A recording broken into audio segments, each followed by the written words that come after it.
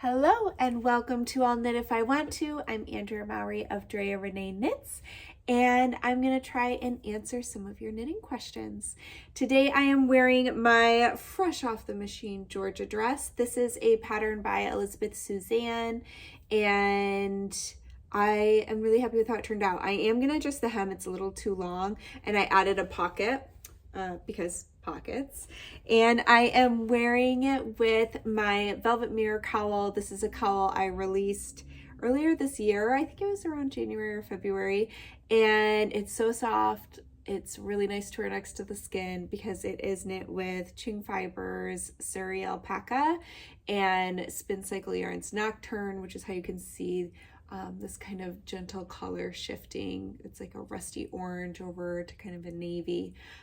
So anyways, just staying cozy. The sun is shining now, but this morning it was pretty cold and rainy here. So it's nice to see the sun come out. But I'm still needing a little coziness this afternoon. All right, let's get into some questions. Question number 1, how do you add length in the torso for a bottom-up sweater? I've knit a top-down where adding length is easy since it can be tried on, but I'm nervous to try a bottom-up design since I am tall and need to add torso length. I would hate to knit the entire thing and then have it be shorter than I need or have the shaping land in the wrong spot on my body. So I have a couple ideas for you. The first thing I would do is if you do have a sweater in your wardrobe, whether it's one you made or one you bought that you really like the length of, I would go measure that so you know a goal length that you're happy with. And then I would compare that to the pattern. The pattern for a sweater should absolutely have a schematic in it that shows your finished measurements. And for most sweaters, that should include like an underarm to hem length. I always include it on mine, and that's where I would kind of want to compare those numbers. So let's say the sweater pattern that you're using has 14 inches of length in the body, but after measuring your sweater, you realize you like something closer to 16 inches or whatever it may be. Those are really just random numbers. Then you know, okay, I need to add 2 inches of length. And what I would do, if you also want to check to see if the sweater has waist shaping in it, because that's where you want to be careful where you place that extra length so you don't accidentally move where that waist shaping is in the pattern. If there is no waist shaping, you don't have to worry. You just would knit it longer and there you go. But if there is waist shaping, you just want to make sure that you are adding it to the bottom.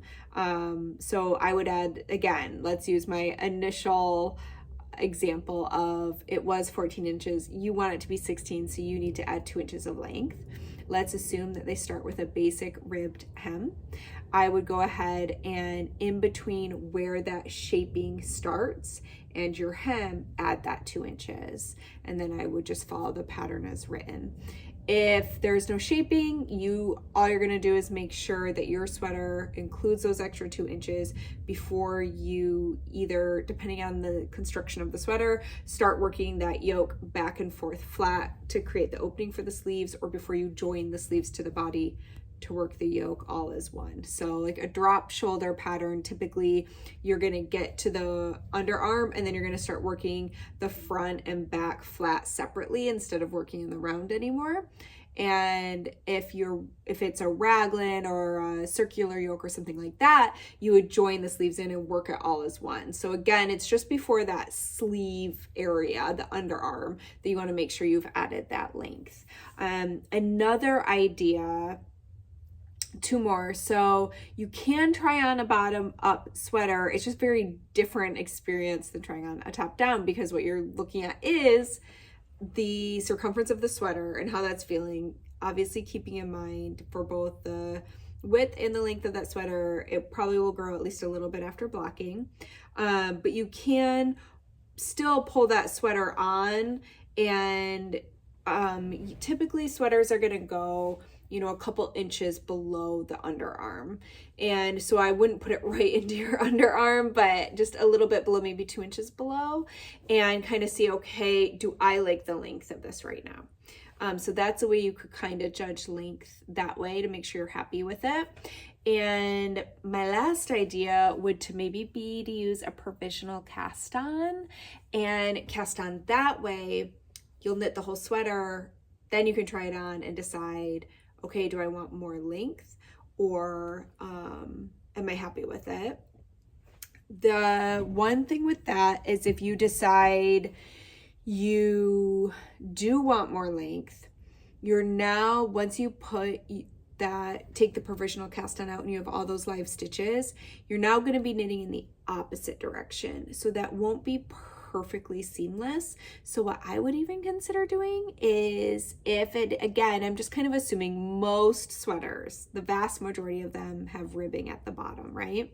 So I would actually consider adding my length to the ribbing, because ribbing tends to block out really, really beautifully, and a long hem can look gorgeous on a sweater. So you could even add an inch or two to that ribbed hem and put your length in there, and that will be, you know, invisible from that provisional cast on. So there is a couple of ideas for you. If you try anything out, definitely let us know, and I hope you find that helpful. I'm trying to think if there's anything else that I wanted to mention with that one. I don't think so. I think that was it. Okay. Okay, I had so many of this question, so I have to answer this one. Are you doing a Rhinebeck sweater this year? And if so, when will the pattern be available? I get to go to Rhinebeck this year for the first time. Yay! And I don't want to miss out on the DRK Rhinebeck sweater. Yes, I 100% have done a Rhinebeck sweater. It is in testing right now, and it will be published in July. So I pretty much always publish the Rhinebeck sweater in July, and then we always do a big knit along and meet up at the hill at Rhinebeck. So if you're not already subscribed, make sure to subscribe to my newsletter. That's the first place you'll hear about it, see any sneak peeks, get updates and things like that. But yes, there is a Rhinebeck sweater and it is coming. So keep an eye out. All right, I love your videos. Thank you. You use a lot of spin cycle and other yarns with color changes. How do you join new skeins? Do you just ignore the jarring color change, or do you somehow compensate for it? So depending on what yarn I'm using, I do try to make that as smooth as possible. Typically what I would do, I don't actually have a little skein of spin cycle here right now, but this is my hand spun, kind of a similar idea. This one's pretty muted as far as those color shifts go, but you can see like here is a pretty strong orange bit, and then here it's kind of more green. So what I do, I don't overly micromanage the yarn. I do know this was a much prettier cake. I should have loved this one. This I had to do some unknitting. So what as far as I go with micromanagement is, let's say, so in this skein, I have like orange, blue, and green are kind of like the color shifts in there.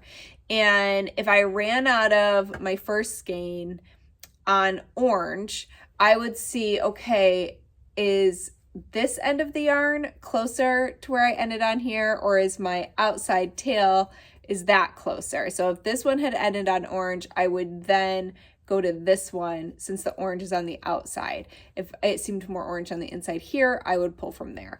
That's about as far as I go, as you know, for micromanaging it, is deciding, okay, am I going to pull from the inside or the outside of my yarn cake?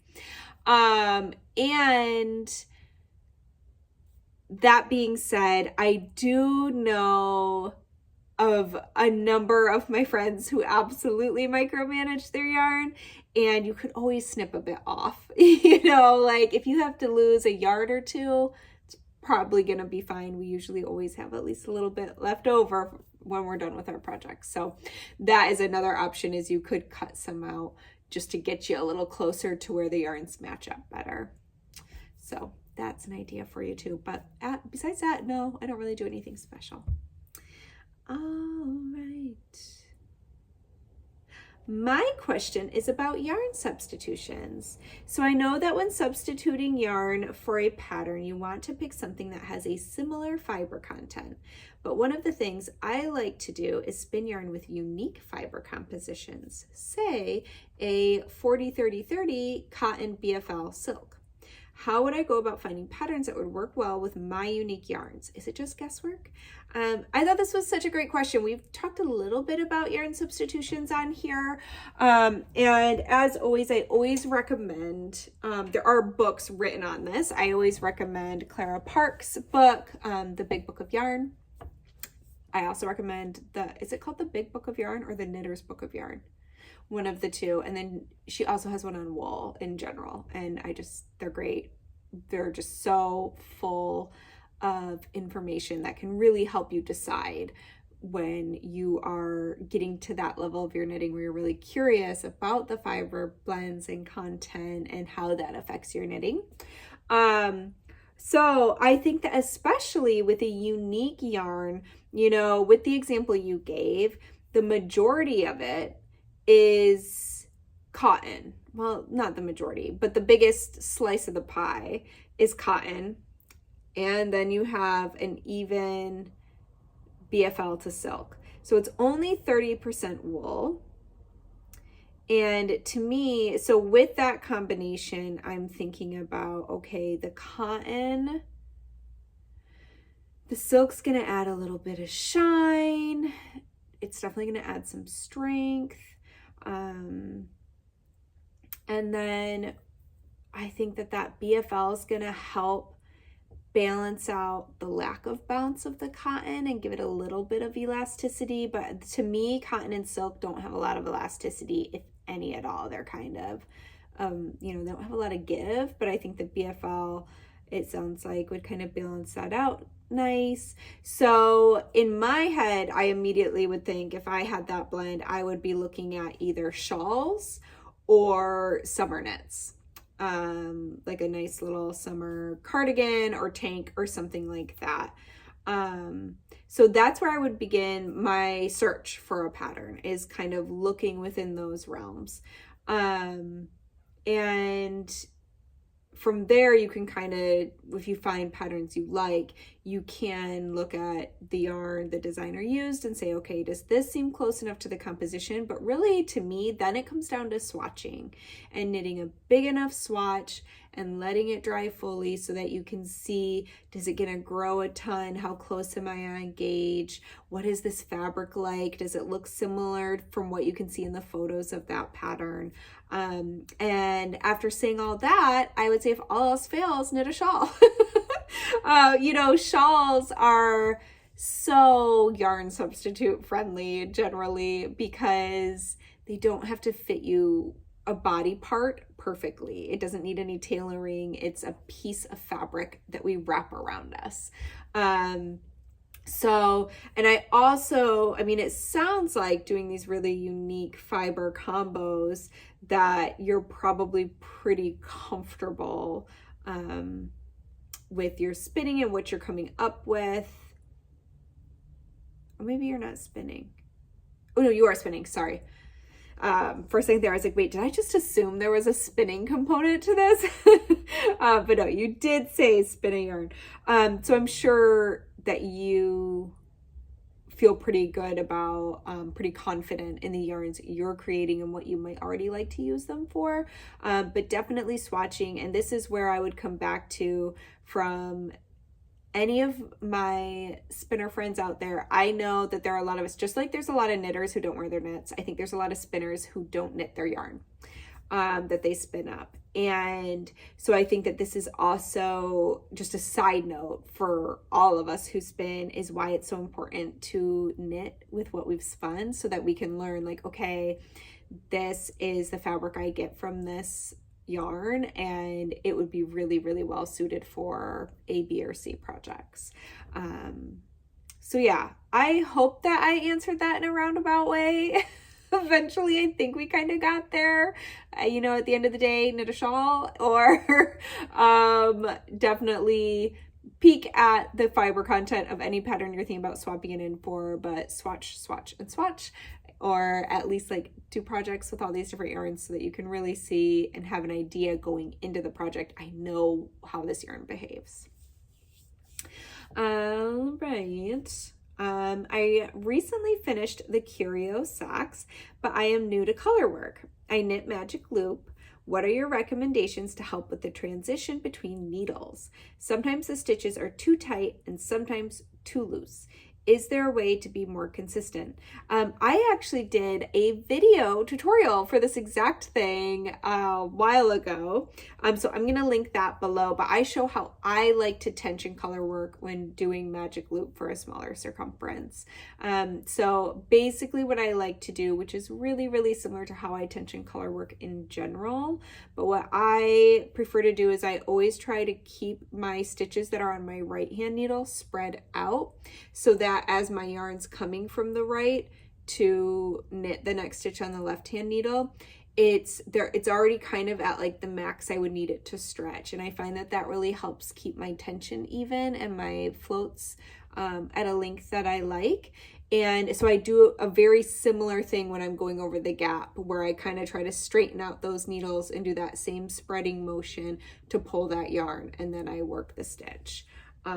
So I will again link that video below, but that is what I do to help with that. And there we go. That's it. Oh wow, we're only at 16 minutes. This was a shorter one today. I'm out of questions. I could have popped another question in here. We had some quick ones. But maybe next week I will try to do a little bit of a longer episode.